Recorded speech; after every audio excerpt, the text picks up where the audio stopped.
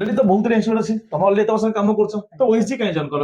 ତମ ବାଲେଶ୍ୱର ଆସୁଥିଲ, ସେଠି ବି ଇନଷ୍ଟିଚ୍ୟୁଟ ଅଛି, ଭୁବନେଶ୍ୱର ଅଲଗା ଇନଷ୍ଟିଚ୍ୟୁଟ ଅଛି, ତମ ଓଇସି କାହିଁ ଜଏନ୍ କଲ? ମୁଁ ଯେତେବେଳେ ବାହାରେ ଦୋକାନରେ କାମ କରୁଥିଲି ସେତେବେଳେ ମୁଁ 3-4 ମାସ ହବ ଇନକ୍ୱାରି କରୁଥିଲି। ମୁଁ ଯେହେତୁ ଗୋଟେ ଦୋକାନରେ କାମ କରୁଛି, ମୁଁ ଜାଣିଲି ମୋ ପାଇଁ କେତେଟା ଠିକ ହବ। ଆଚ୍ଛା ତ ମୁଁ ଇନକ୍ୱାରି କଲା ପରେ ମତେ ଓଏସଜି ହିଁ ଭଲ ଲାଗିଲା, କାରଣ ଓଏସଜି ଟା ଗୋଟେ କଲେଜ ଭଳିଆ ହିଁ ଲାଗିଲା, ଗୋଟେ ଟ୍ରେନିଂ ଇନଷ୍ଟିଚ୍ୟୁଟ ଭଳିଆ ଲାଗିଲା।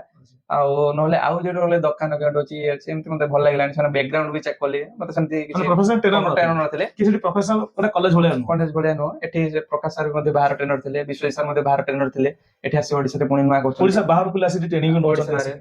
ଆଉ ତ ଏଠି ଆମର ଇଂଲିଶ, ହିନ୍ଦୀ, ଓଡିଆ ସବୁ ସବୁ ଲାଙ୍ଗୁଏଜ ଲାଙ୍ଗୁଏଜ ରେ ମଧ୍ୟ ଟ୍ରେନିଂ ତ ଦିଆଯାଉଛି। ତମେ କହିବା କଥା ଓଭରାଲି ଏଠି ଯୋଉ ଫ୍ୟାକଲ୍ଟି ମାନେ ଅଛନ୍ତି ୱେଲ ଟ୍ରେନ୍ଡ ଅଛନ୍ତି ସେମାନେ। ଆଜ୍ଞା ସାର୍, ତାଙ୍କ ପାଖରେ ନିଜର ଯୋଗ୍ୟତା ଅଛି ଯେ ନାଇଁ ଆକ୍ଚୁଆଲି ସେ ଟ୍ରେନିଂ ଦେଇପାରିବେ। ଆଜ୍ଞା ଆଉ ଅଲଗା ଷ୍ଟୁଡେଣ୍ଟ ତମକୁ ବହୁତ କମ ପଇସା ଟ୍ରେନିଂ ଦଉଥିଲେ ଆସିକି ତମ ନିଜ ଜାଗାରେ ନିଜ ଜାଗାରେ ସାର୍ କମ 8,000 8-10 ହଜାର ଦଉଛନ୍ତି କୋଡିଏ ବାଲେଶ୍ୱରରେ, ବାଲେଶ୍ୱରରେ। କିନ୍ତୁ କଣ କଣ ମୋବାଇଲ ଟ୍ରେନିଂ ସବୁ ଟ୍ରେନିଂ ସାର୍ ମୋବାଇଲ ଟ୍ରେନିଂ ରହୁଛି, ଆମର ଏଲସିଡି ଟିଭି ଏସି ଫେସି ସବୁ? ସେ ମତେ ଲାଗିଲାନି।